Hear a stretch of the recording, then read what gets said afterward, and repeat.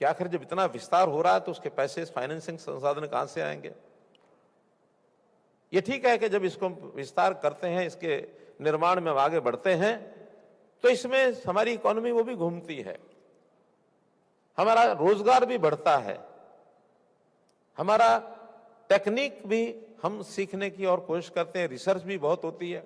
और जितना हम यहां करते हैं, दुनिया के कुछ देश हो सकता हमसे आगे हो, कुछ देश अभी बहुत पीछे भी हैं, तो वे एक दूसरे से सीखते भी हैं।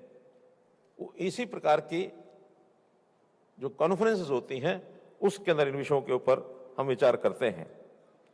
एक समय था 20-30 साल पहले, जब अगर किसी छोटे शहर में या मध्यम शहर में बसों का बीड़ा अगर चालू किया जाता तो बहुत प्रसन्नता होती थी कि इस शहर के अंदर 50 बसें चालू हो गई, 20 बसें चालू हो गई, 100 बसें चालू हो गई। लेकिन युग परिवर्तन आने के बाद अभी लगता है कि बसों का जो ट्रैफिक है सड़कों में बहुत होता है। उस ट्रैफिक के कारण से लोगों ने निजी वाहनों की भी संख्या बढ़ा ली, अपनी कारें बढ़ गई, स्कूटर मोटरसाइकिल बढ़ गए, लेकिन साथ ही लगता है इन सब चीजों से प्रदूषण आता है। तो फिर हम मेट्रो मोड पर आए। मेट्रो 2002 में शुरू हुई। 2002 में बहुत छोटा स्वरूप था, दिल्ली में उसका उद्घाटन किया गया। 2005 में कुल मिलाकर 5 शहरों में मेट्रो थी और सिर्फ 248 किलोमीटर थी। उसकी प्रगति आज इतनी हुई है कि आज वो कुल देश के 24 शहरों में मेट्रो संचालित हो रही है और उसकी कुल लंबाई 1083 किलोमीटर, लगभग 1100 किलोमीटर होने वाली है। इसमें RRTS भी शामिल है। और जिस गति से हम बढ़े हैं, इस गति से दुनिया का कोई देश नहीं बढ़ रहा। जैसा भी प्रधानमंत्री जी ने बताया, हमने मेट्रो में 3रा स्थान प्राप्त किया है। पहला चाइना है, दूसरा अमेरिका है, तीसरा हम हैं। और मैं आपको विश्वास दिलाता हूं कि अभी जो अंडर पाइपलाइन, ये जो कंस्ट्रक्शन फेज में चल रही है, लगभग 950 किलोमीटर अभी कंस्ट्रक्शन फेज में है। आने वाले 3-4 साल में हमारी जितनी भी योजनाएं चल रही हैं, उसमें हम USA से आगे बढ़ जाएंगे। USA का आज मेट्रो नेटवर्क है 1400 किलोमीटर और हम 1100 पर पहुंच गए हैं, बहुत नजदीक हैं। और 950 हमारा पाइपलाइन में अभी चल रहा है, कंस्ट्रक्शन में चल रहा है। तो जिस गति से बढ़ रहे, निश्चित रूप से इस टारगेट को हम पूरा करेंगे। आज हम बसों पर भी निर्भर हैं, मेट्रो पर भी निर्भर हैं, लेकिन मेट्रो के साथ साथ देखते हैं कि एक 50-60 किलोमीटर के बाद मेट्रो एक अनवायबिलिटी की तरफ बढ़ जाती है। किराए के नाते अनवायबिलिटी नहीं, समय के नाते अनवायबल हो जाती है। क्योंकि 50-60 किलोमीटर का मतलब यह है कि 1 से 1.5 घंटा उस सफर में लगता है। हर आदमी को समय बचाना है, तो नई विधा वो RRTS की आ रही है, रैपिड रेल ट्रांसपोर्ट सर्विस, जो हर 2 किलोमीटर के बजाय 8 किलोमीटर के बाद उसका स्टेशन बनेगा। वो लगभग 125-150 किलोमीटर तक के दायरे में जो डेली पैसेंजर है, जो अपने काम को, अपने व्यवसाय से घर या घर से व्यवसाय पर जाना चाहता है, तो RRTS बहुत तेज गति से आगे बढ़ा रहे हैं, जिसकी एक लाइन ऑपरेशनल हो गई है अभी, पहली लाइन, जो सराय काले खां से और मेरठ तक की बन गई है। अगली 2 लाइनें सराय काले खां से बावल और सराय काले खां से करनाल, ये बहुत जल्दी इसको हम चालू करने वाले हैं। डिमांड बढ़ी कि केवल आप NCR में तो ये RRTS कर रहे हैं, लेकिन बहुत ऐसे शहर हैं जहां 100-100 किलोमीटर से डेली पैसेंजर आते जाते हैं। उसमें मुंबई भी है, उसमें हैदराबाद है, उसमें बेंगलोर है, बहुत सिटीज ऐसी हैं। तो आपकी जानकारी के लिए बता रहा हूं कि उसका भी हमने नई नीति बनाने के लिए आगे बढ़ गए हैं। उसका कैबिनेट नोट तैयार है, बहुत जल्दी कैबिनेट से पास कराएंगे। इन बड़े शहरों में भी RRTS को लागू करेंगे, वहां की मांग पूरी करेंगे।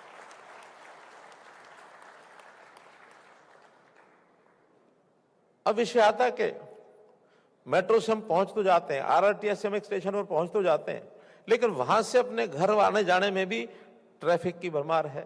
हर स्टेशन पर पार्किंग फुल हो गई है, गाड़ियां खड़ी करने की जगह नहीं, मोटरसाइकिल खड़ा करने की जगह नहीं, और वाहन मिलते नहीं हैं। इसके लिए क्या करना? दो चीजें उसकी जो इस समय चल रही हैं बहुत जल्दी, एक तो पॉलिसी कुछ प्रदेशों ने लागू कर दी है, कुछ में और नहीं लागू करेंगे, दिल्ली में लेके आ रहे हैं, वो है टीओडी पॉलिसी। टीओडी पॉलिसी का अर्थ यह है कि जहां स्टेशन है उस स्टेशन के 500 मीटर के अंदर आपको अपने आवास की सुविधा मिल जाए, ताकि पैदल चले जाएं और पैदल ही स्टेशन पर आ जाएं। हरियाणा में तो हमने लागू कर दी है, दिल्ली में पॉलिसी बनी थी, कुछ साल पहले बनी थी, लेकिन वो उसमें कोई कमी रह गई, वो लागू हो नहीं पाई। नए सिरे से दिल्ली में बहुत जल्दी अगले 1 महीने के अंदर अंदर, क्यों सेक्रेटरी साहब, हो जाएगी 1 महीने के अंदर। वैसे तो तैयार है, चाहे आप कल ही घोषित कर सकते हैं उसको, लेकिन मैं फिर भी 1 महीना कह रहा हूं, हो सकता है कुछ फॉर्मेलिटीज इनको और पूरी करानी हो। दिल्ली की टीओडी पॉलिसी भी हम लेकर के आ रहे हैं, बहुत अच्छी पॉलिसी लेके आ रहे हैं। दिल्ली की पॉलिसी में तो ये भी आया कि राइट ऑफ वे 18 मीटर सब जगह तो मिलेगा नहीं, प्लॉट तो मिल जाएगा, लेकिन 50 मीटर 60 मीटर का जो राइट ऑफ वे है वो लोगों के और मकान तोड़ने पड़ेंगे, इतना रास्ता होता नहीं है। तो एक नया प्रोविजन लेकर के आ रहे हैं कि टावर जो है 20 मंजिला टावर होगा, वहां से, और जो मेट्रो स्टेशन एलिवेटेड है उस एलिवेटेड मेट्रो स्टेशन पर दूसरी मंजिल से ही और सीधा उसको वॉकवे दे दिया जाएगा, एक उसका जो एक रास्ता दे दिया जाएगा, ताकि ऊपर से ऊपर मेट्रो स्टेशन आए और ऊपर से ऊपर उतरे, अपना लिफ्ट से अपने टावर में चढ़ जाए, उसको रोड पर आने की जरूरत ही नहीं है। तो ये नए नए सिस्टम को सोचने पड़ेंगे। हैंगिंग ब्रिज टाइप जैसे होता है ना, आते जाते उसको कुछ तरह नहीं होगा, आराम से पहुंचेगा वहां। इस प्रकार से अगर कहीं अंडरग्राउंड है तो उस लिफ्ट को अंडरग्राउंड ही एक बेसमेंट बना करके उस बेसमेंट से ही अंडरग्राउंड स्टेशन पर चले जाएंगे, उसको भी रोड पर आने की जरूरत नहीं है। TOD policy. अब जो तो 500 मीटर में अंदर है वो तो ठीक है, लेकिन बहुत लोग ऐसे 500 मीटर नहीं, 1 किलोमीटर 2 किलोमीटर भी उनको जाना पड़ता है। जाने के लिए उसको घर से स्टेशन आने के लिए भी वाहन चाहिए, और जहां उतरता वहां से अपने ऑफिस जाने के लिए भी अगर 2 किलोमीटर है तो वाहन चाहिए। इसके लिए भी ये जो अभी कंसेप्ट बताया भी गया है वो है first mile connectivity, last mile connectivity, और इसको भी कुछ शहरों में इसका प्रयोग शुरू किया गया है, लेकिन जितना स्मूथ होना चाहिए, जितना सामान्यतः लोगों को सुविधापूर्वक जैसा वाहन चाहे वो मिल जाए और जैसा उसको किराया देना है वैसा किराया उसको हो जाए, उस प्रकार के 4 तरह के वाहनों की एजेंसीज को लगाएंगे जो सर्विस प्रोवाइडर्स हैं। अगर किसी को मोटरसाइकिल स्कूटर चाहिए तो उस पर आ जाए, ऑटो चाहिए ऑटो पर आ जाए, टैक्सी चाहिए टैक्सी पर आ जाए, और लग्जरी टैक्सी चाहिए तो उसको लग्जरी टैक्सी भी मिल जाए। बटन स्विच करो, आपके घर वाहन पहुंचेगा, आपके पास एक मोबाइल स्वाइप कार्ड होगा, स्वाइप कार्ड से और उसी से किराया उस मेट्रो स्टेशन तक हो जाएगा। मेट्रो स्टेशन में वही स्वाइप कार्ड चले, और जहां उतरेगा वहां से फिर बटन दबाए तो अपना पसंद का वाहन आ जाए, अपने ऑफिस में जाए, स्वाइप करे, वहां छोड़ दे, तीनों का किराया उस कार्ड में से कट जाएगा, आपको एक पैसा देने की जरूरत नहीं है।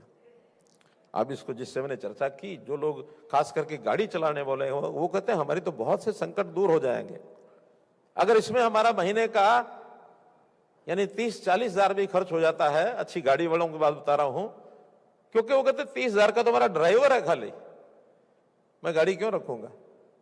फिर उसकी पार्किंग की समस्या उसकी दूर होती है, उसका डीजल पेट्रोल बैटरी वो उसकी बचती है।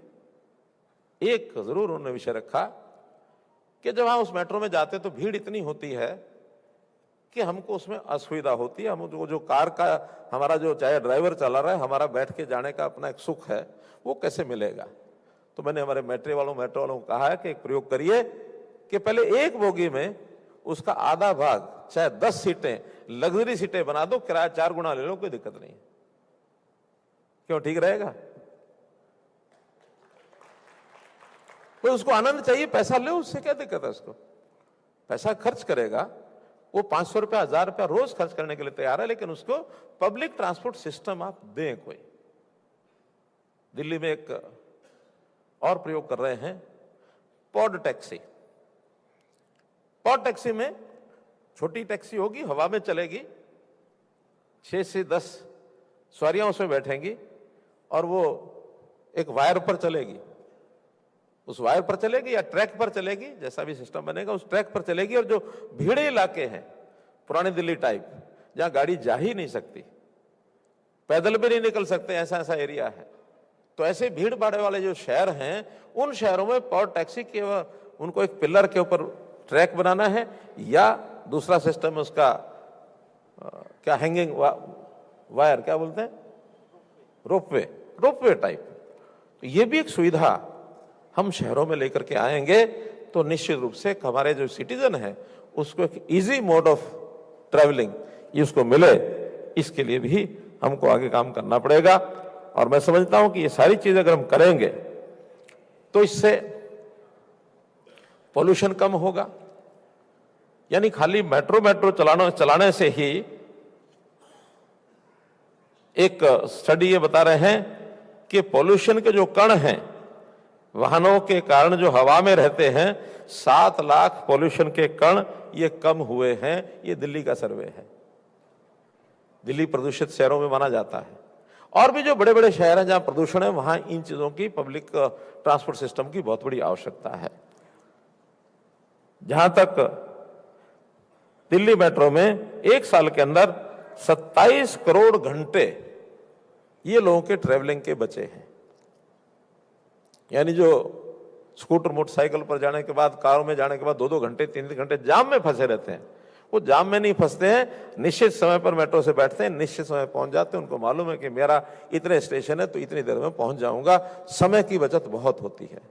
तो ये सारी जो बचत है, इसके कारण से 2.5 लाख लीटर पेट्रोल और डीजल इसकी बचत हुई है एक साल के अंदर। अब ये भी अपने आप में, क्योंकि पेट्रोल डीजल हमारे यहाँ नहीं बनता है, पैदा नहीं होता है, ये सब फॉरेन एक्सचेंज के कारण से होता है। हमारी जो नेशनल वैल्यू को भी ये चोट पहुंचाता है। डीजल पेट्रोल जितना हम खपत करते हैं, जितना कम खपत होगा उतना इंपोर्ट हमारा कम होगा, उतना हमारी आर्थिक स्थिति ये अच्छी होगी। हम आज भले मेट्रो डीजल से ही चलती होगी, लेकिन अब क्योंकि इलेक्ट्रिसिटी चलने लग गई, इलेक्ट्रिसिटी चलने के बाद हमारी समस्याएं खत्म हो गई है। आज चूंकि पावर मिनिस्ट्री के नाते भी मेरे पास आंकड़े हैं, मैं बता सकता हूं 2014 में रादर हम 5% के लगभग पावर डेफिसिट थे। हमारे यहाँ कट लगते थे, कहीं से पावर इंपोर्ट हो नहीं पाती थी, समस्याएं बहुत थी, ईंधन जलते थे। आज हमने ईंधन बंद करते करते सारी आवश्यकता को पूरा कर लिया। ईवी व्हीकल्स की पूरा हमने आवश्यकता पूरी कर ली। पावर को इतना बढ़ाया है कि 2025 के अंत में, नहीं 2025 अभी 24 के अंत में मैं कह रहा हूं कि हमारी पावर की जो डेफिशिएंसी हमने खत्म कर ली थी, पावर सफिशिएंट हो गए थे। आज 2025 में हम पावर सरप्लस हो गए मित्रों, सरप्लस। अब हम पावर को एक्सपोर्ट करते हैं। भूटान, नेपाल, आपका बांग्लादेश भी पावर जाती है यहां से, हमारी एक प्राइवेट कंपनी उनको दे रही है। म्यांमार में जाती है, आगे चल करके श्रीलंका में जाएगी, दुबई, यूएई, वहां भी अंडर सी केबल वो बन रही है। समुद्र के अंदर से केबल बिछा करके हम उनको भी एक्सपोर्ट करेंगे। तो पावर में हम बहुत शीघ्र, बहुत जल्दी हम पावर में, हमारी इतनी पावर हो जाएगी कि हमारा उपयोग जितना बढ़ेगा उसका तो उपयोग करेंगे ही, ज्यादा वाहनों में बढ़ेगा, क्योंकि बैटरी का बहुत बड़ा सिस्टम, चार्जिंग का सिस्टम ये आगे बढ़ने वाला है। गाड़ियां लगभग आपके पेट्रोल डीजल के बजाय ई व्हीकल पर आएंगी। समाधान करेंगे इसमें कुछ महंगी गाड़ियों को कैसे सस्ता किया जाए, या जो उसमें से पेट्रोल डीजल की बचत होती है उसको हम उसकी महंगाई के हिसाब से उसको ईएमआई में परिवर्तन करके उसकी अफोर्डेबिलिटी ई व्हीकल्स की कैसे बने, इस पर भी सारे काम चल रहे हैं। तो मित्रों, मोबिलिटी के नाते से कोई एक विषय नहीं है, बहुत विषय हैं जिस पर चर्चा हम कर रहे हैं।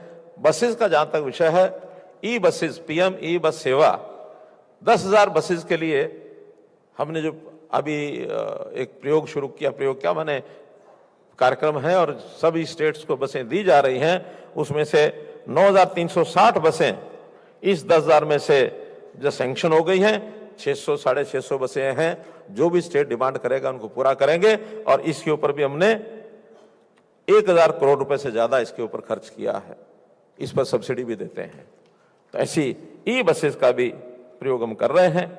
अब ये केवल हम कर रहे हैं ऐसा नहीं है, दुनिया में भी बहुत अच्छे अच्छे प्रयोग, अच्छी प्रैक्टिसेस ये हो रही हैं और हमारे से भी अच्छी हो रही है कई जगह। तो ऐसा इंटरनेशनल सेमिनार जो होते हैं उसमें हमारे लोग जाते हैं, वहाँ के लोग अपनी टेक्नोलॉजी के लोग को लेकर के यहाँ भी आते हैं, हमारे एमयूज उनके साथ हो रहे हैं। तो नई कंसेप्ट कैसे कैसे हम उनसे सीख सकें और अपनी बातें हम उनको कैसे बता सकें, इसके लिए भी बहुत सा बड़ा कार्यक्रम है।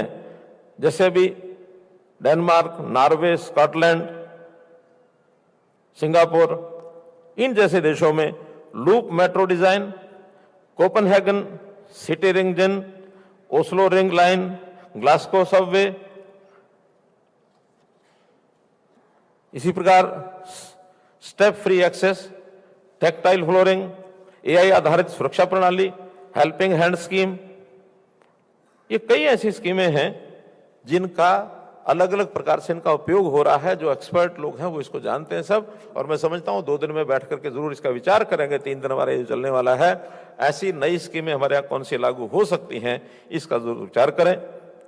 हम अंतर्राष्ट्रीय स्तर के ऊपर जो चीजों में आगे बढ़े हैं उसके अंदर पहले तो हमारी जो सस्टेनेबिलिटी है, हमारी एक्सेसिबिलिटी है।